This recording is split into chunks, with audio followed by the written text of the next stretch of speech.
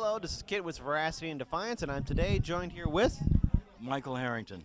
All right, Michael Harrington. In our earlier conversations, you're mentioning how you've been actively involved with the Green Party and also with the Democratic Party. Why don't you at least tell us, your history being involved in politics? Well, my history of politics goes all the way back to working for the election of Mayor Harold Washington in Chicago, and I served on his transition team back in '83 when he was first elected mayor. I've been involved for many years in many organizations, and mostly as what we have always traditionally called the independent, liberal, progressive Democrat side of the Democratic Party in Chicago.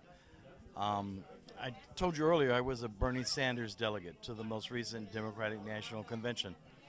And that experience, those 5 days of, frankly, hell in Philadelphia, trying to represent Bernie Sanders and the voters who elected me to go there to speak on their behalf, it was difficult.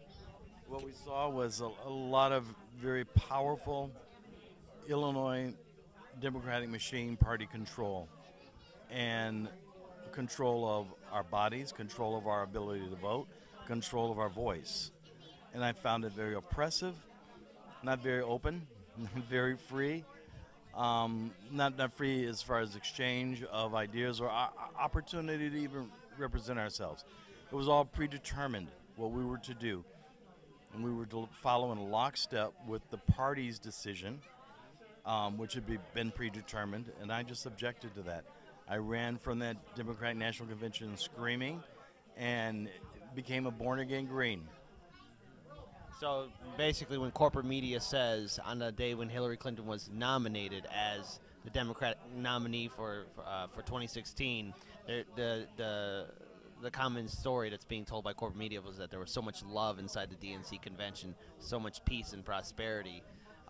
What are your thoughts on the way corporate media and the DNC establishment portrayed that event? No, it wasn't and it wasn't unity. It was a very strong 46% of the delegates there were Sanders delegates who believed in a more progressive set of policies and principles for the party. We were extremely disappointed.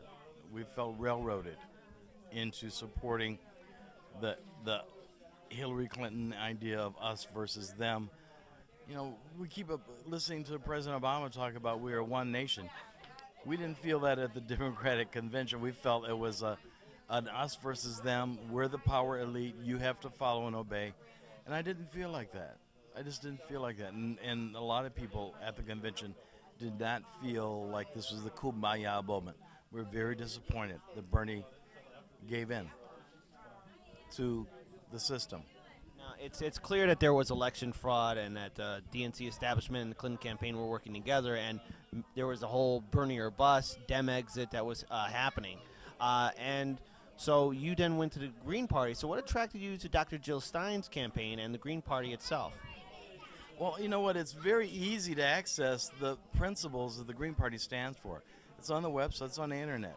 And there's a 40-page document of the issues, very detailed on where the Green Party stands on everything that Americans care about, from the economy to honesty in government to getting rid of the big fat money, corporate money that is controlling decision making, to just any issue.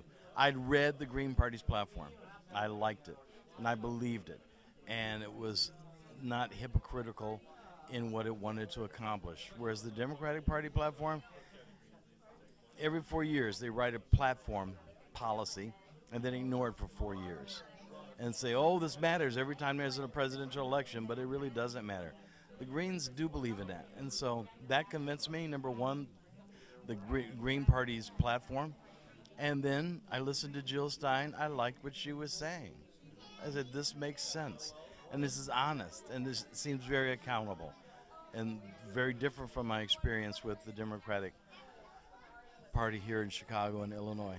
Now, it's clear corporate media runs with the narrative that if you vote for a third party, you're wasting your vote, third parties are irrelevant.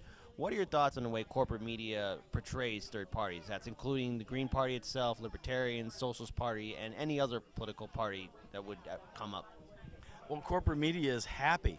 corporations in general are happy to be in control of both parties, the Democrats and the Republicans.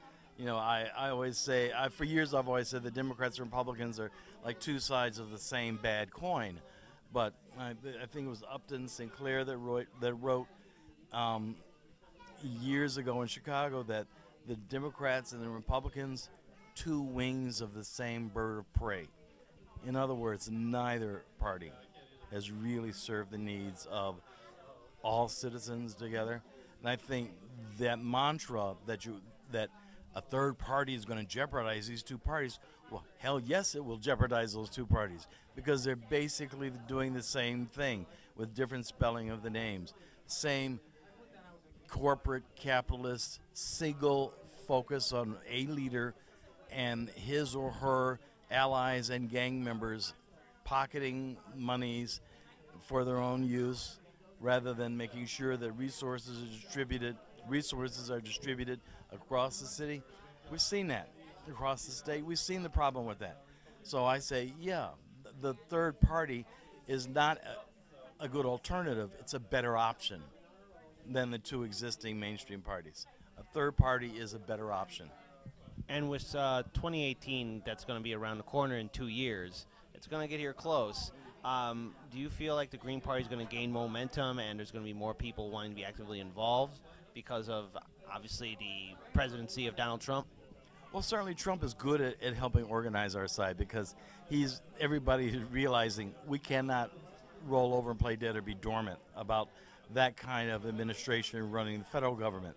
But what I'm also excited about is this election has wakened people up to the fact that we can get involved, we must get involved, we should get involved in politics, and thus several of us are putting together this proposal for a Green Chicago initiative where we become very serious now about an aggressive political operation in Chicago, ward by ward based, chapter by chapter based, member by membership based organization to represent the principles that the Green Party stands for.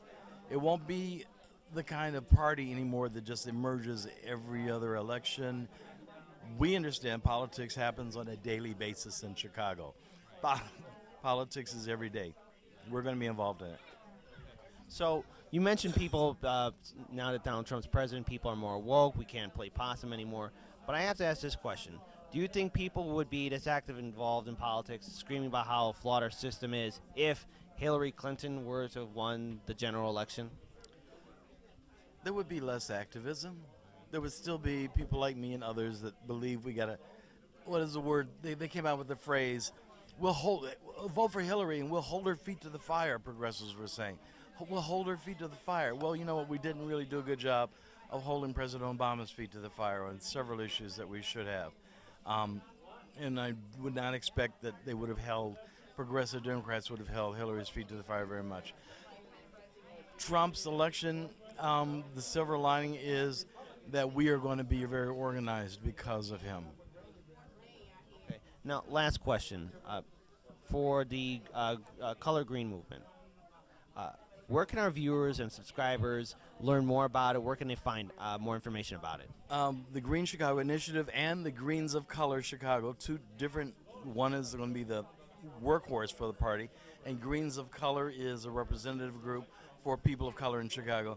We haven't set up the websites yet, but they will both be on Facebook in January. They will both be available, and websites in January. This concept is very new for us. We're going to get it out there. All right, well then, thank you so much for joining us here at Veracity and Defiance, and we appreciate it. Sure, thank you. Peace and stay woke.